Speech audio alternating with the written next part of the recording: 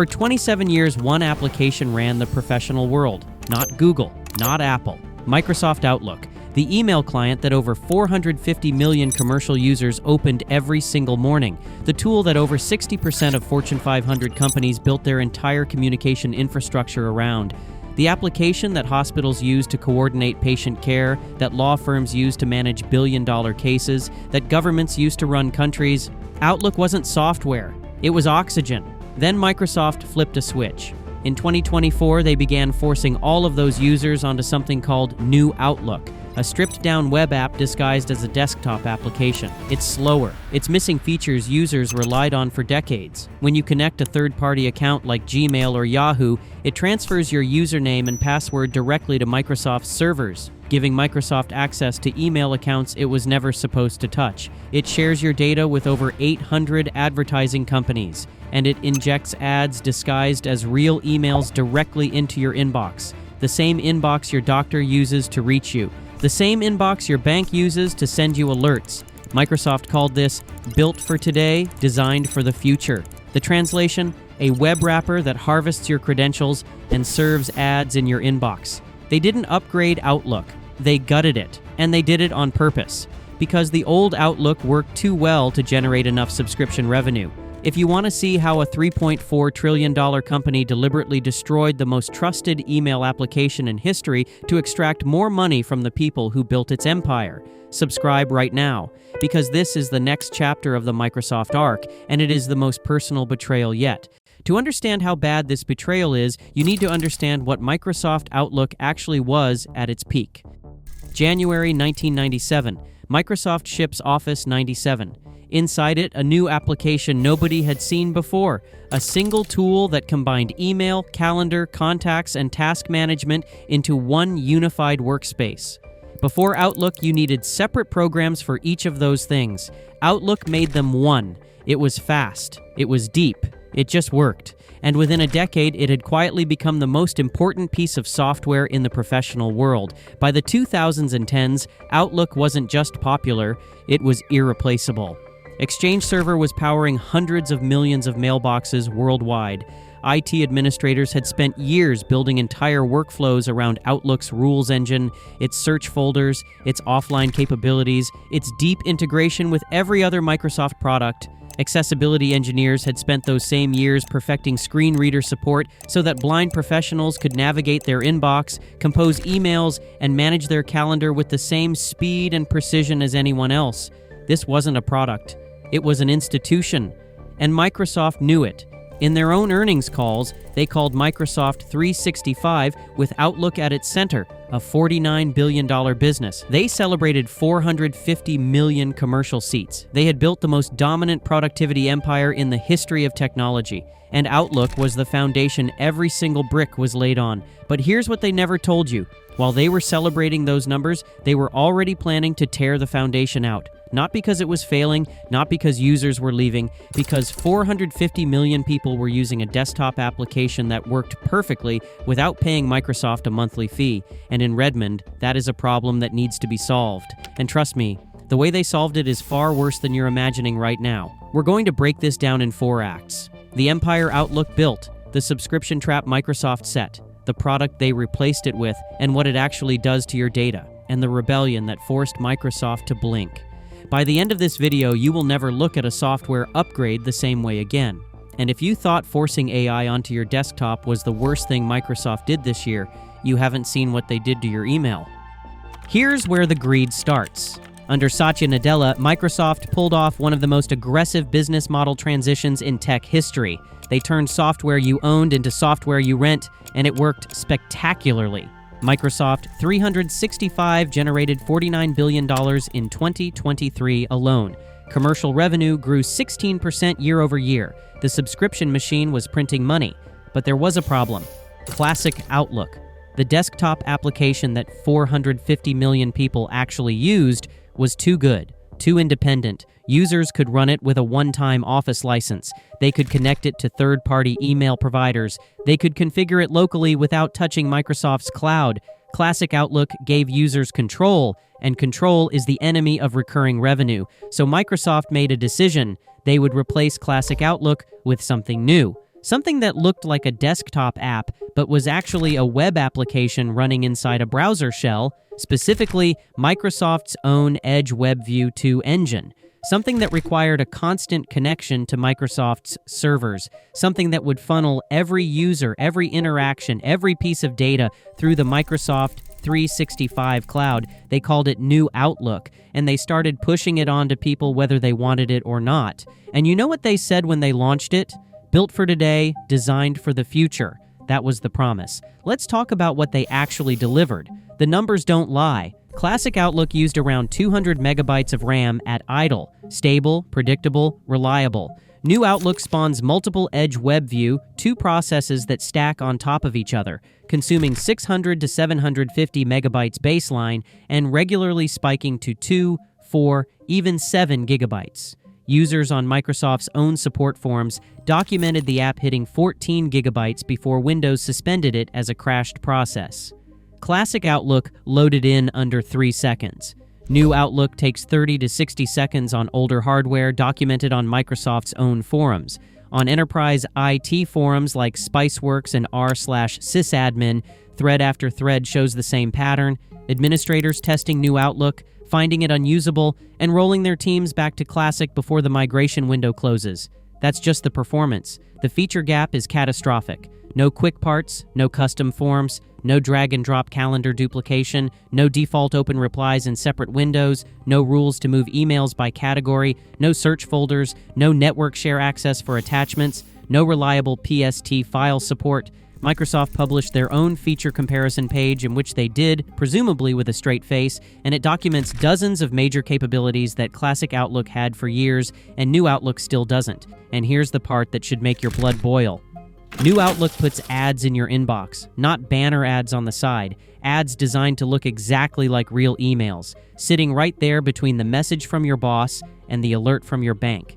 They are engineered to blend in, and if you want them gone, that'll be $1.99 a month for an ad-free experience, or you can upgrade to a full Microsoft 365 subscription. Microsoft took a product you already paid for, stripped it down, made it worse, injected advertising into it, and then offered to sell you the fix.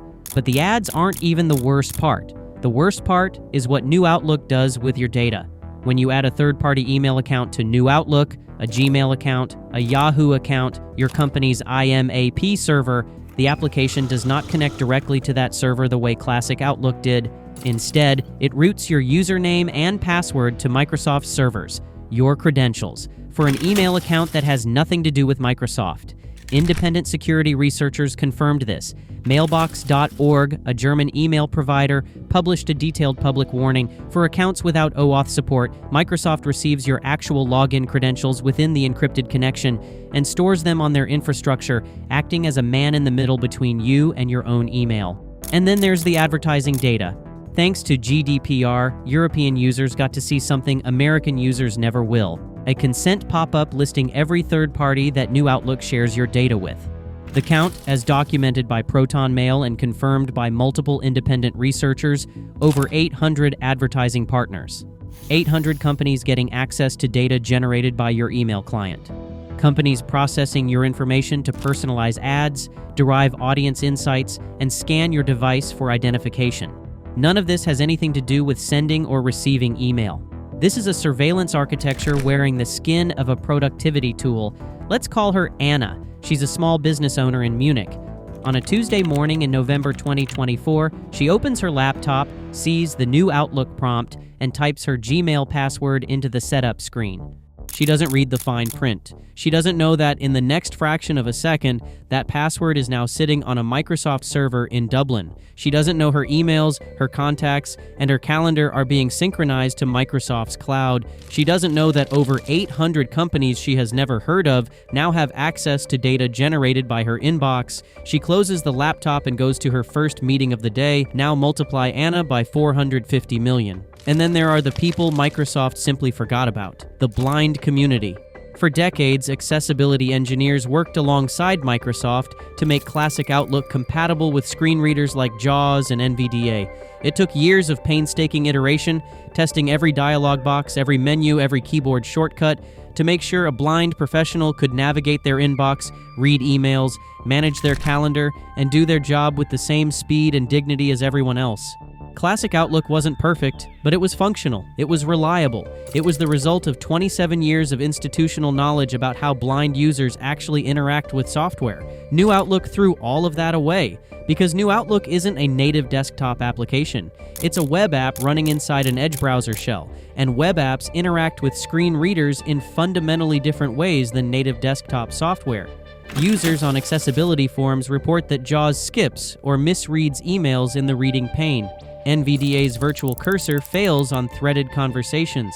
Search results aren't announced. Calendar appointments aren't vocalized. Formatting tools are invisible to screen readers. Attachments are unlabeled. The Compose window, the most basic function of an email client, doesn't reliably work with assistive technology. Microsoft's own recommendation? Use Classic Outlook for now. The same Classic Outlook they are actively trying to kill.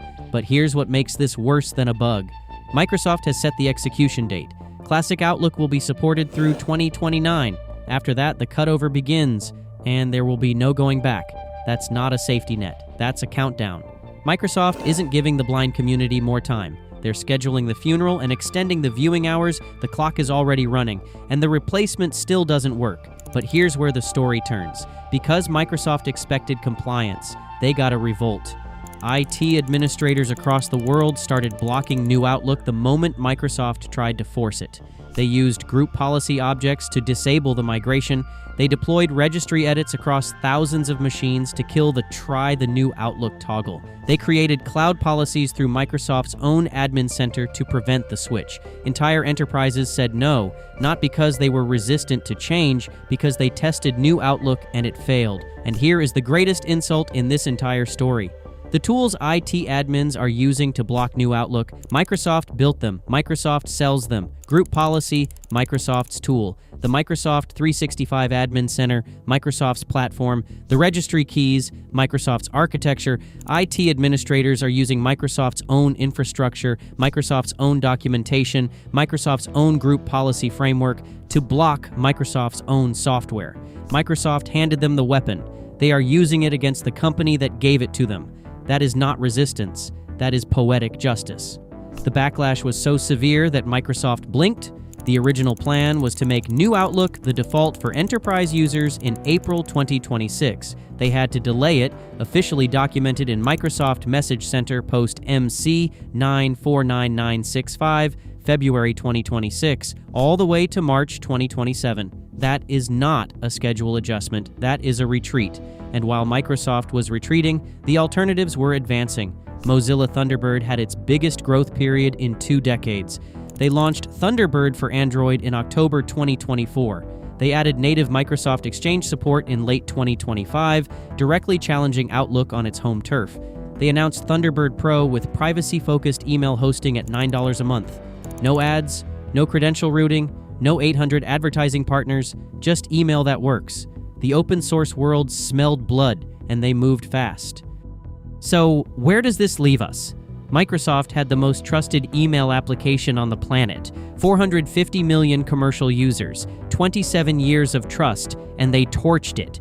Not because the product was failing, not because users were leaving, not because the technology was obsolete. They torched it because a desktop application that works too well doesn't generate enough recurring revenue.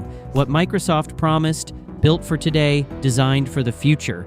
What Microsoft delivered, a slower web app with fewer features, ads in your inbox, your credentials routed through their servers, and your data shared with over 800 companies you never agreed to do business with. 3 lessons. First, when a company tells you they're upgrading a product that already works, they are not improving it for you. They are restructuring it for themselves. Second, the moment a product stops being something you own and becomes something you rent, you are no longer the customer. You are the product.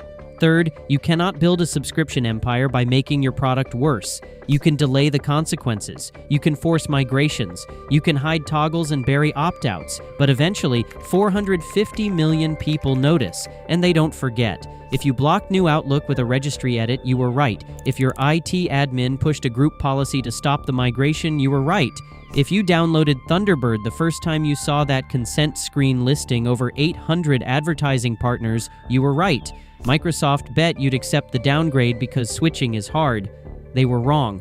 The execution date is set. 2029. Classic Outlook dies. The countdown is already running. The only question left is whether Microsoft fixes new Outlook before that date, or whether 450 million people find somewhere else to go first.